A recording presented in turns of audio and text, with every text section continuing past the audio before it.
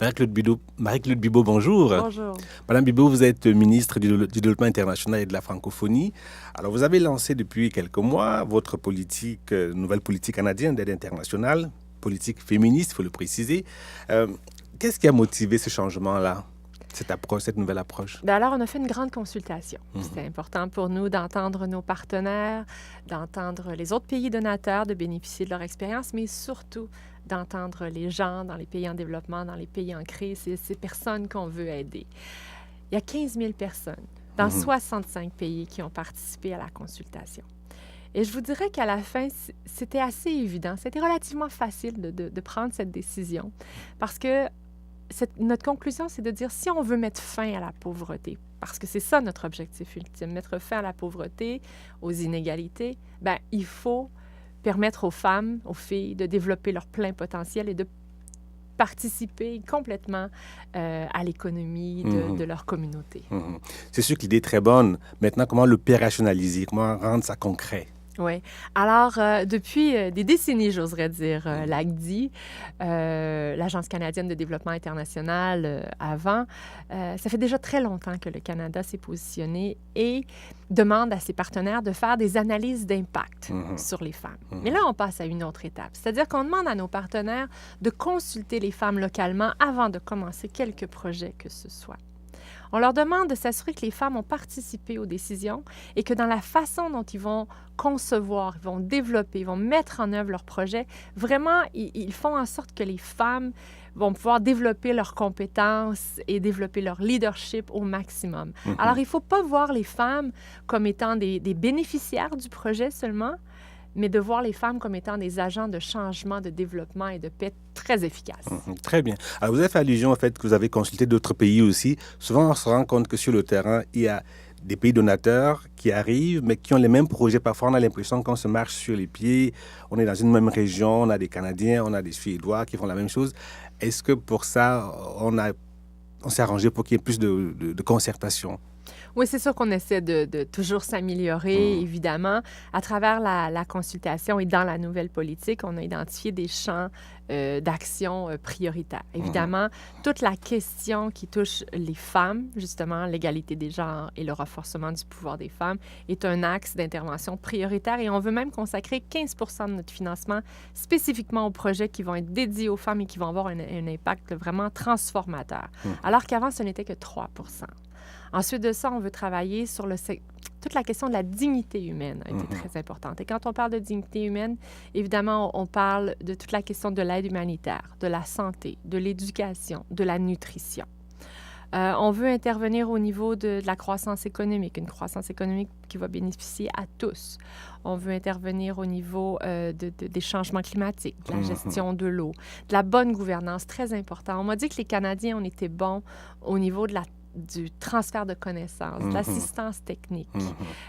Et ça, on veut faire ça, d'une part, avec les gouvernements, de façon à s'assurer que quand ils développent des politiques publiques, que ces politiques-là, que ce soit en santé, en éducation, au niveau du ministère des Finances ou de la Justice, bien qu'on prenne toujours en considération les besoins particuliers des femmes ou des autres groupes vulnérables. Donc ça aussi, c'est très important pour nous. Et on veut travailler plus avec les groupes de femmes locales. Donc, on pense que pour faire un changement, il faut que ça vienne de la base. Ces groupes de femmes-là connaissent les priorités, connaissent les meilleures stratégies pour changer les normes sociales. Absolument. Est-ce qu'il y a des pays qui ont déjà été identifiés pour bénéficier de cette nouvelle politique? Bien, je crois qu'en termes de développement, on ne doit pas se retirer ou entrer dans un pays comme ça à chaque fois qu'il y a des changements de gouvernement. Donc, on n'entrevoit pas de changements majeurs. Par contre, ce qu'on va faire et ce qu'on est en train de faire en ce moment, c'est de préciser notre vision, disons notre vision 2030 pour chacun de ces pays-là. De dire, dans ce pays-là... Dans les pays où le Canada est déjà présent? Oui. Okay. Dans ce pays-là, comment le Canada peut avoir un impact? Dans quel secteur est-ce qu'on peut faire la plus grande différence? Parce que, bon, il faut se rappeler que le premier ministre m'a donné comme mandat de recentrer l'aide sur les pays les plus pauvres, les plus vulnérables et sur les États fragiles.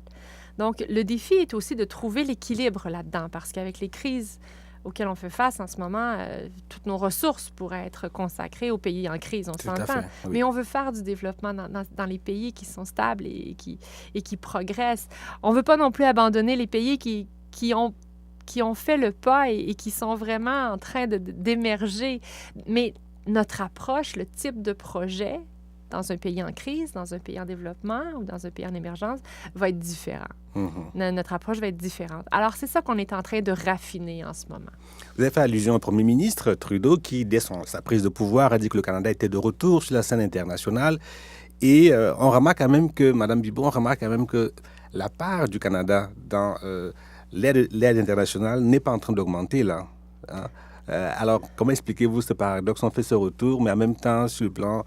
on ne débousse pas assez les cordons on ne délie pas les cordons de la bourse. Oui, effectivement. En termes de pourcentage, il n'y a pas d'augmentation encore. Mais moi, je peux vous dire que pour avoir fait cette grande tournée, cette grande consultation, les partenaires m'ont demandé 3 choses. De l'argent, évidemment. Mais ce n'est pas ce qu'ils me demandaient en premier. Ils me demandaient du leadership. Ils me disaient, on a besoin du Canada. On a besoin de vous avoir autour de la table de discussion parce que le Canada, les Canadiens, vous êtes reconnus pour pouvoir réunir les gens, pour pouvoir trouver des compromis, pour amener des solutions innovatrices. Alors souvent, on me demande d'être à la table, même si ce n'est pas nous qui faisons le plus grand chèque. Donc ça, le leadership, c'est très important, d'une part. Ils nous ont demandé une bonne politique, je crois qu'on a livré une bonne politique, et l'argent. Alors oui, l'argent, je suis d'accord, mais vous savez, l'aide officielle au développement, c'est-à-dire que l'aide qui provient des gouvernements donateurs représente en ce moment 147 milliards de dollars par année. Si on veut atteindre les objectifs de développement durable, on parle de 5 à 7 000 milliards de dollars.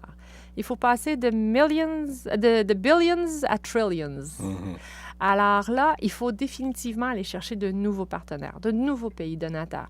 Il faut impliquer le secteur privé, les philanthropes, les entrepreneurs, les caisses de retraite, les compagnies d'assurance, etc. Et c'est là que le rôle du leadership du Canada peut faire une différence. On veut utiliser notre contribution en argent, mais aussi notre leadership pour aller chercher de nouveaux partenaires.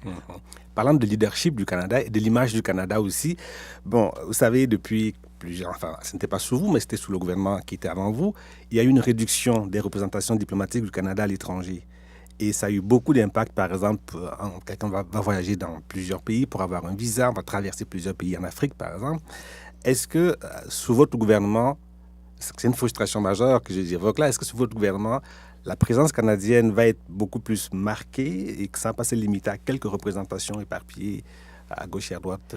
Là, je vous avoue que cette décision et l'analyse de la situation relève plus de ma collègue, la ministre des Affaires étrangères, Chrystia Freeland. Alors, je suis difficilement en mesure de pouvoir vous en parler plus longuement. En tout cas, j'en ai profité parce que vous avez fait partie du gouvernement. Je sais qu'effectivement, il y a ça. Et même une autre question aussi qui est une source de frustration, qui est l'accès au visa pour entrer au Canada pour des colloques et toutes sortes de choses. Je sais que ça ne relève pas de vous.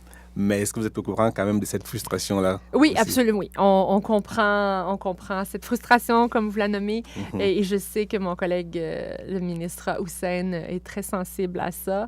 On essaie de voir dans quelle façon on peut faciliter l'entrée au pays pour les étudiants, entre autres, qui est pour nous un élément très, très important. Et on sait qu'on a besoin de l'immigration. Notre pays repose sur les immigrants. Notre croissance économique repose sur les immigrants et on le reconnaît. Alors, on essaie vraiment de simplifier, toujours en trouvant le juste équilibre entre l'ouverture, l'accueil et la sécurité des Canadiens, bien évidemment.